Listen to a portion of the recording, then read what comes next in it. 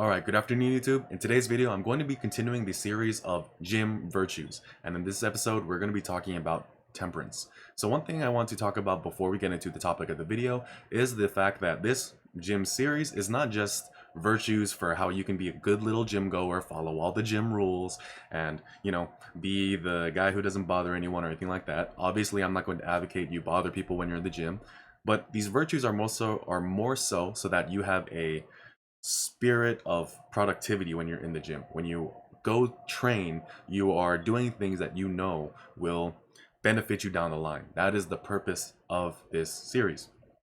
And in today's video, we're going to be talking about the virtue of temperance. And temperance is the ability to restrain yourself. It is sacrifice. It is voluntary prohibition. It is abstinence from the lesser so that you may pursue the greater. It is the ability to delay gratification. The greatest thing that humanity has been able to essentially think of is the idea of time and the future. More important than, being able to take down a mammoth now is maybe sharing some of the mammoth I've just taken down with my neighbor or tribesman, and now I get the mammoth now, but I also get future mammoth because I've created this relationship with someone else. And of what you are now able to do in regards to the individual is you're able to think to yourself of, if I'm able to, sacrifice something right now, I'm doing myself a favor in the future. And when that time comes, when the future is now the present moment, I'm now a better person as a result. And that is a result of temperance.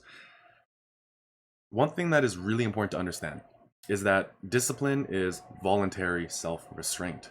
It is not like a very popular thing or a very popular idea is discipline is freedom, and I cannot agree more. But discipline being freedom does not mean you are free to do whatever you want whenever you want to do it. It means that you have decided upon rules for yourself that allow you to govern yourself, negotiate with yourself to become who you want to be, to accomplish what you want to accomplish. And you do that through discipline. When you set a goal, when you set an ideal, a path kind of illuminates itself for you, and it tells you what you need to do, what you need to avoid to get what you want. And let's say, for example, you want to lose weight. In your mind, already things start to pop up, such as, I should probably eat more vegetables. I should probably be a bit more active. I should not be eating chips and donuts as frequently as I currently do.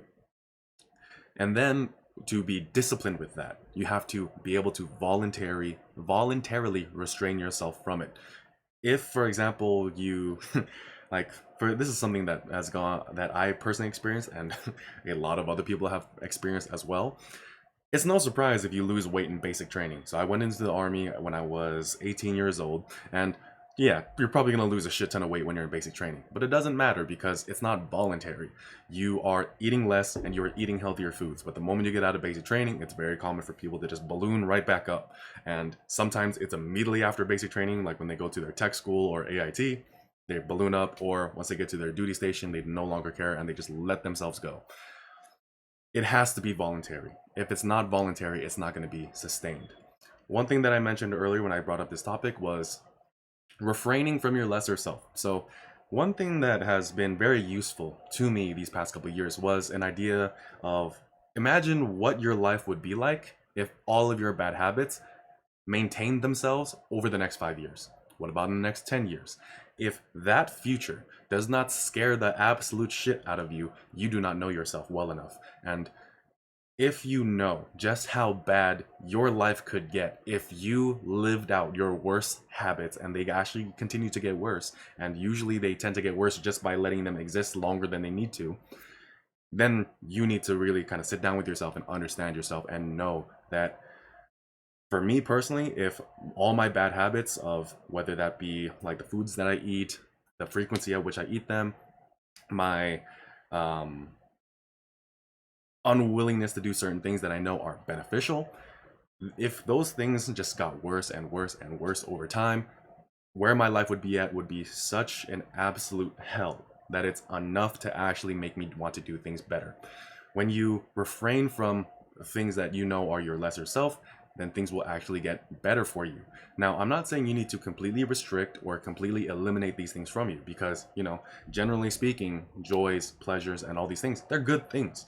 The poison is in the dose, not in the actual thing in and of itself. There's no such thing as a good food, there's no such thing as a bad food, but it becomes a bad food when it stops you from reaching what you actually want. And what you actually want is usually a very hard thing to get. So for me, I fucking love donuts. But the thing is, as often as I would like to have them, I can set myself up with a meaningful enough rule of just, saving them for a weekend, not eating as much as I would like, and only having maybe one or two rather than the three or six or even before that 12 that I used to have. And now I'm able to enjoy something, actually enjoy it, because after one or two donuts I'm satisfied and I'm not beating myself up.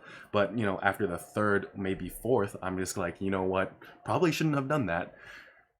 I'm able to enjoy something much healthier, and because of that, it allows me to refrain from something that makes me feel like my lesser self. And that's what you want to do with temperance. You want to be able to have that ability to control yourself, to be able to delay gratification, to be able to do that is what you need to have when you are thinking about what you're doing in the gym and what you're doing when you're out of the gym and you have to take care of your diet or things of that nature.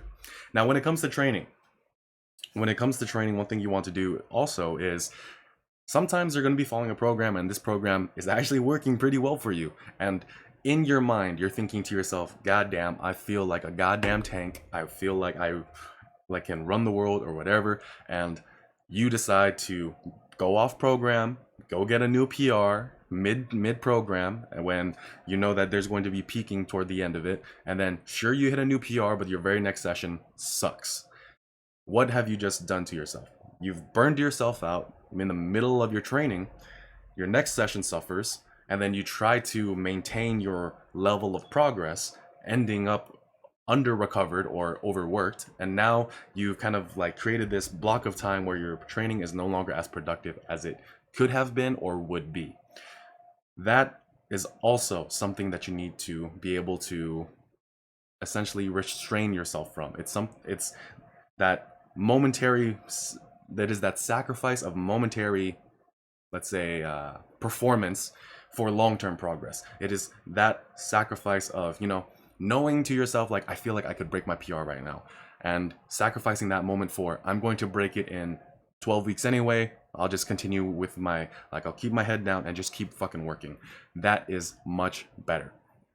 That is something that you need to carry with you in your training. Too often, you're just going to randomly PR, and maybe you hit it, maybe you don't, and then your training sessions afterwards aren't as productive. That's not worth it. You want to always remember, you're trying to progressively achieve a worthy ideal, and you don't do that by just randomly trying to get it when you need to have a plan, when you should follow the plan, and when you know that eventually, if you just keep working hard, it will come.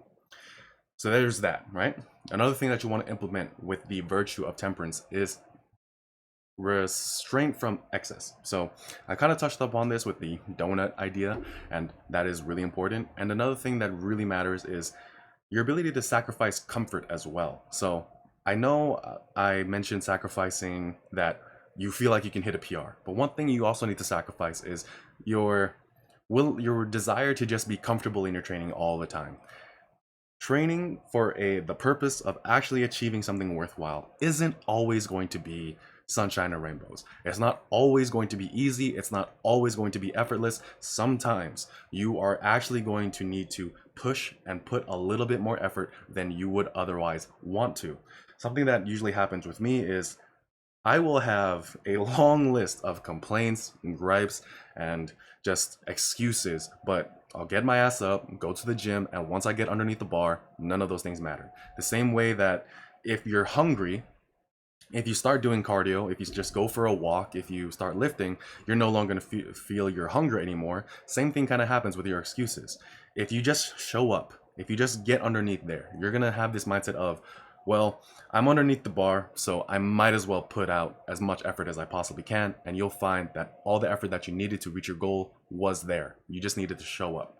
And that's something that is very important for you to actually do. It's the ability to sacrifice comfort. It's very comforting to just want to be in bed. It's very comforting to just want to eat your favorite meal. It's very comforting to do these things. But you will not, the longer you indulge in these comforts, the more uncomfortable your own life and your own mind will be. And that is another personal hell that I hope that this virtue saves you from. All of this is just to say you need to delay gratification. The thing that you want most, it is the pursuit of this thing that actually makes life worth living. It is not the attainment of it. Obviously, if the attainment of it happens, you're going to be very happy that day, but you need to have a purpose. You need to have something guiding you forward all the time, because it is the progressive realization of that that actually fulfills your life. And that is it for this video. My name is King, StanceRank.com, and I'll see you in the next one. Peace.